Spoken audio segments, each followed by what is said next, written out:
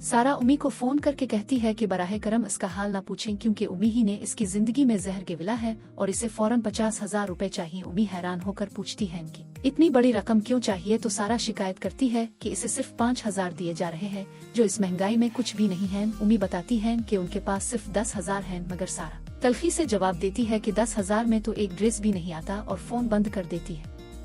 इसी दौरान मुराद अपने कमरे में उमी को बताता है कि इसके 50,000 रुपए गायब हो गए हैं जो इसे किसी को फौरी देने थे। उमी घबरा कर पूछती है कि सारा कहाँ है और मुराद बताता है कि वो मार्केट गई हुई है। थोड़ी देर बाद सारा शॉपिंग करके आती है और खुशी से अपने कपड़े दिखाती है, मगर मुराद इससे पूछ लेता है कि क्या इसने अलमारी से पैसे निकाले हैं। सारा बेधड़क मान लेती है कि इसने पैसे ले लिए क्योंकि इसे जरूरत थी। मुराद इसे चोरी कहता है, मगर सारा जवाब देती है कि ये चोरी नहीं बल्कि बीवी का हक है क्योंकि वो इसे खर्च नहीं देता। मुराद को शदीद दुख होता है और वो कहता है कि इसे इससे ऐसी हरकत की उम्मीद नहीं थी, मगर सारा जिद्दी अंदाज में कहती है कि अगर उसके हक पूरे नहीं किए गए तो वो ऐसे ही पैसे लेती रहेगी।